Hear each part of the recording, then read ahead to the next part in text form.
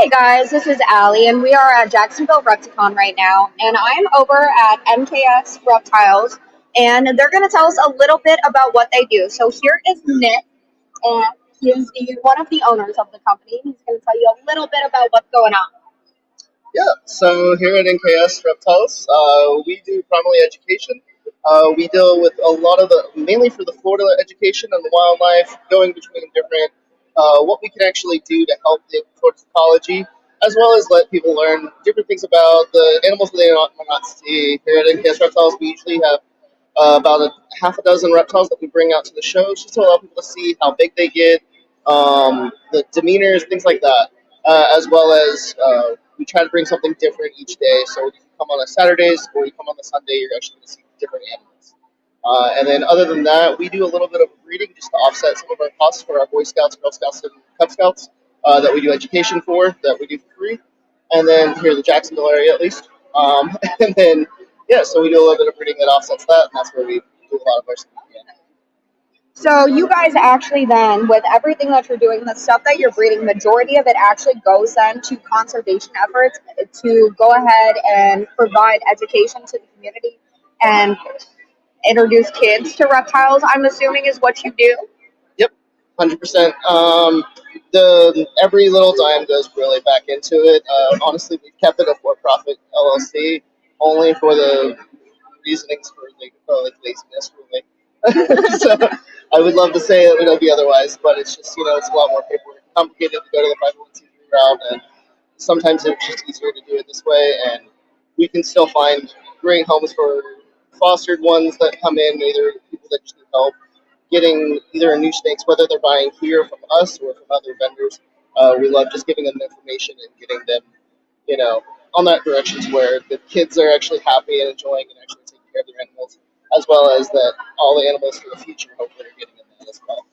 Awesome. Okay, so you guys then, you not only provide education to people, but you also make sure that everyone is set up with exactly what they need for the animals. And to my understanding, you're also an amnesty facility then, correct? So what is an amnesty facility for people who are not aware of what exactly an amnesty is? So amnesty facilities with the state of Florida, because there's so many classifications within reptiles and the animal species that are kept, really it's broken down into the reptiles and mammals. So the FWC asks for individuals to be amnesty providers, whether for small animals such as your leopard geckos and crested geckos and just lost other ones, and then all the way through ball pythons and bigger boas. Um, Kayla is actually licensed for her prohibited species, so we were at least at one point, well, as of before last year, we were able to actually take in more. Right now, we cannot take in more due to some of the new laws that are with us that we can't actually take in any new animals for these prohibited species animals. So we actually have a brick and mortar commercial property facility. So, Gotcha. Very, very cool. So you guys do a lot of conservation efforts then, and that is basically the foundation of your business. And I'll show you guys right here the NKS banner. So it's actually to educate, breed, and care. So there are people out here who are actually making an active effort to go ahead, and they're not out here to make profit off of these animals, but it's to introduce them to the community and actually get people more involved with them. So if you're looking for someone to go ahead and give you an educational tour and stuff like that in the Jacksonville area, the NKS people are definitely the way to go.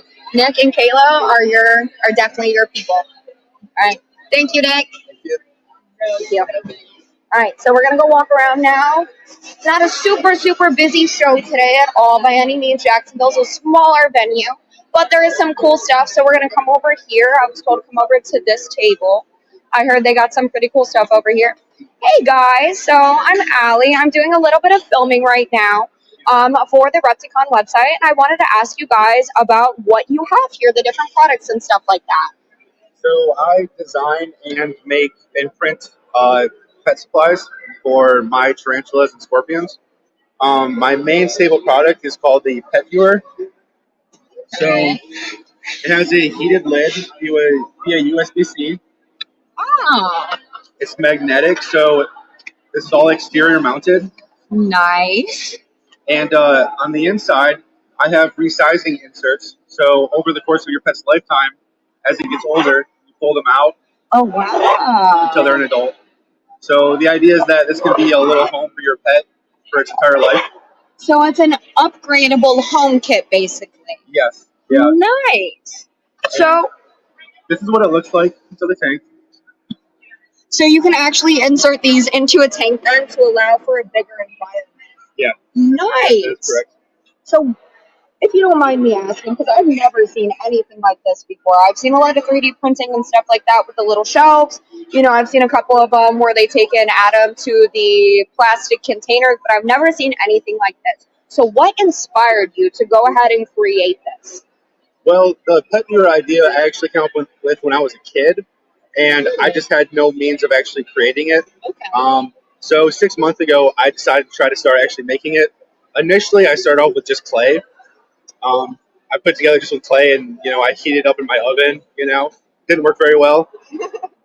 Then one of my friends told me that I could probably do it a lot better if I got a 3D printer. So yeah.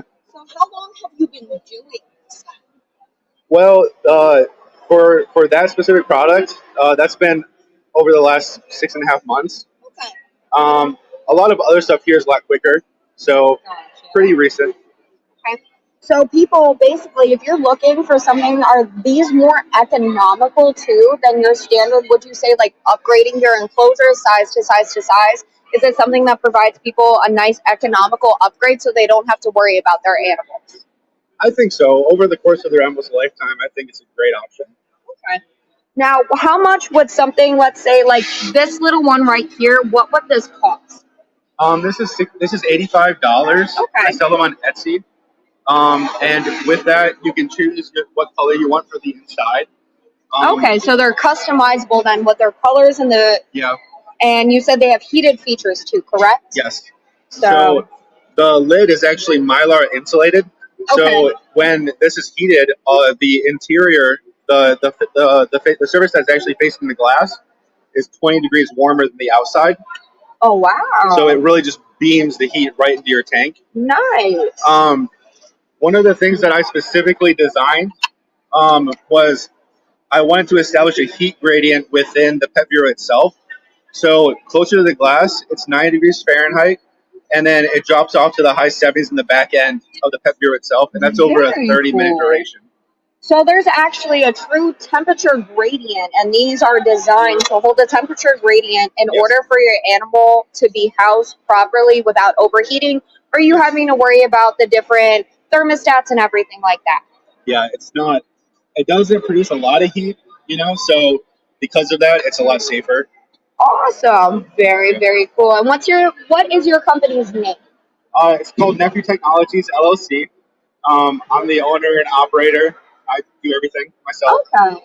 Yeah. I do lids as well. So Very cool. you know, So how do you customize these lids? What are they? Are they made specifically for tarantulas and arachnids, or can you use them for other animals as well? you can use them for other animals. If you're concerned all about humidity retention in particular, this is a great option. That's why I made these. So what I do is I have these little blocks. Okay. So if you want to retain more humidity, you can use something like this right here. If you want to have a little more airflow, you can use a vent like this. Gotcha. So there's a lot of options for that, and Let you guys see that right there. of course everything's magnetized. So Nice. I don't like having to worry about escapes. Yep. No one wants an escapee. Yeah, And there's actually a nice little like lock feature, so they can't just push right out. Yep. Look at that, guys. And you said that this idea was developed by you when you were a child. So what inspired you when you were like what Well, sparked this? when I was a kid, I just loved having tarantulas and scorpions. Back then, there wasn't as much information out in terms of how to actually care for them. So, like myself and all my friends, we had a lot of experimentation going on just in terms of figuring out what our tarantulas and scorpions actually like. So, I guess that kind of got the gears turning for me. Oh, Um, that is this- very cool. Oh, guys, so check this out. So explain to us a little bit about everything that you have in here. So this is an arboreal setup. I have a crested gecko in here. It's hiding down there. A little hard to see. See a little guy right down there. So it's kind of like a little jungle gym for my crested gecko. It features magnetically secured food tray right here. That way they can't get it out. Yep. Nice. Yeah. I know I always have a problem with my geckos dumping their food, so that's definitely a good feature. Yeah. Mine likes to have the food up there off the ground too for some reason. So Okay. I just raise it up, keep it up top like that. And what is like this little thing right over in here? Oh, this is just like a little tiny house design for your pets. Okay. It has a magnetic opening, so Nice. that's what it looks like on the inside. And there's magnets on the back as well. I could see this being for really smaller lizards, geckos, Okay. jumping spiders perhaps. But I do sell kits like this. Oh, nice. So yeah, these Very things, cool. they're all individual pieces. They're kind of like my own I developed like my own personal like Lego set basically. Okay, so that's exactly what I was about to ask you. Is this something kind of people are looking to, especially like let's say kids, because kids always want to be involved and build their own environment and stuff like that. Is this a good economical way for people to provide their animals with proper structure, habitat, and everything like that, while still adding their own creativity and not having to go the normal route of just, oh, here's a cork round or something like that? Absolutely, yeah, I think it's great. For me, like I like to use a lot of these vines.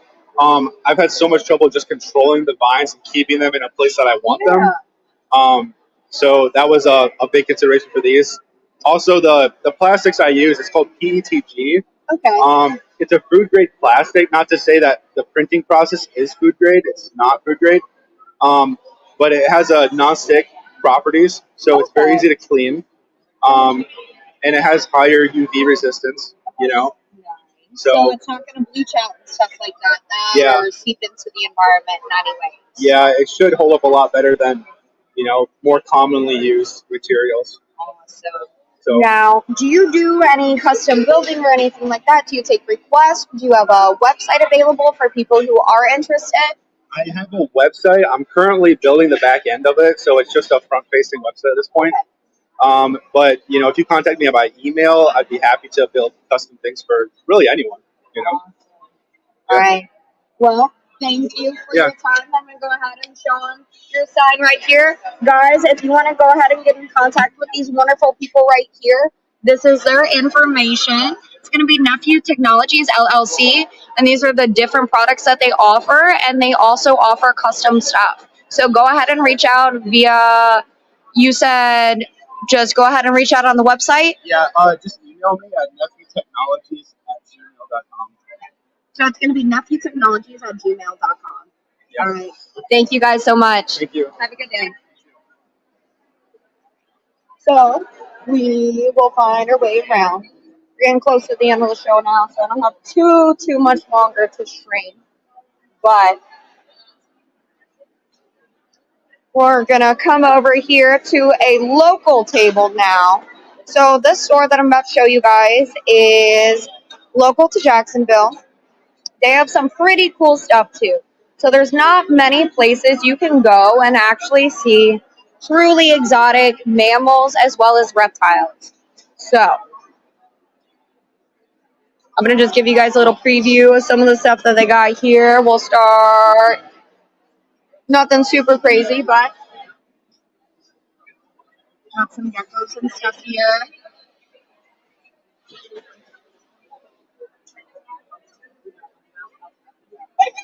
So that snake right there is a corn snake, believe it or not. So super cool morph of it. It's a Cinder tessera corn snake. And they also have something really, really cool over here. I'm going to slide right on by. I'm going to slide right in here. So this is something that people absolutely love. These are called axolotls.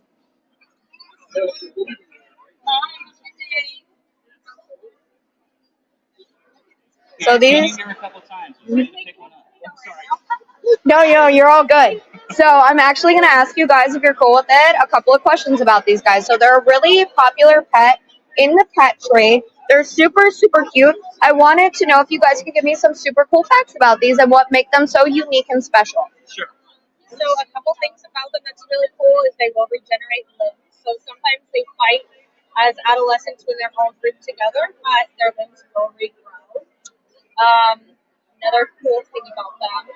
Critically endangered. They come out of only 2 lakes in Mexico right now. So the cool thing about breeding them and keeping as a pet is in the future it is quite possible that they'll be completely extinct in the wild, and the only places you'll see them are people who keep them alive by breeding them in the pet trade. So also genetically unique, like my wife just said, is they can regenerate limbs. They actually have been known to regenerate organs. So a lot of scientists are doing research on them to see if they hold the key to human life immortality or regeneration in the future. So very, very cool, unique animal.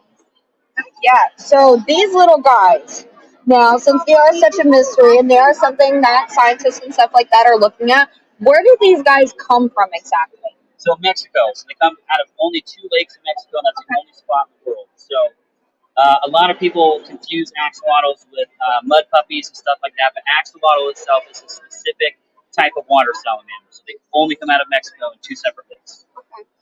Now, are you able to tell me what the difference is between an axolotl and a standard salamander? What makes them so special? Is it just the fact that they can regrow their limbs, or are there other features to them as well? So a couple different things. So yeah, specifically axolotls are really good, specifically in their genetics to regrow limbs and organs.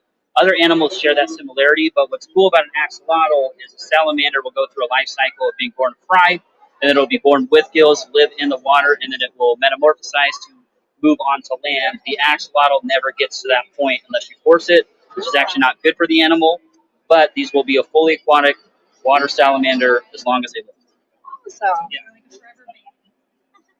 Yeah. so look at how cute these little guys are. So how long have you guys been working with axolotls and stuff like that? Yeah, I'm assuming you breed these yourself. Yeah. We're going on 3 years now. Nice. Yeah. But I've been in the pet trade with my dad growing up, so we were always into exotic reptiles. So we worked with Steve a lot at a zoo. And so axolotls have always been a thing we wanted to get into. We realized how special they are, and because they won't be around much longer, we want to preserve their specialties. So. Awesome. So you guys are actually breeding axolotls, and not only because you love them, but in future hopes of conservation efforts, correct? Yes. Awesome. So guys, as you can see here, these cute little guys, it's not just for a pet for someone, but it is actually an opportunity to conserve a species for the future. Because as this gentleman has said, you know, these guys only come from 2 lakes in Mexico, and they're critically endangered, which means these animals may never exist again in the wild here in the future very soon. So keeping these guys alive in the pet trade and breeding them is actually, I would say, one of the foundations to securing their future. Would you agree with that? Absolutely. Yep. All right. Well, thank you guys for your time. I appreciate it very much, and you have a wonderful day. Thank you. Thank you.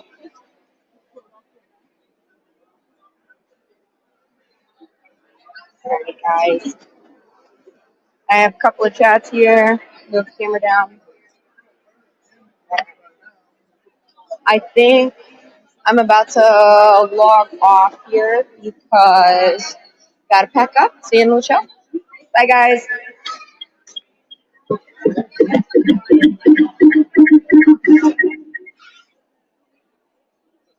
do that.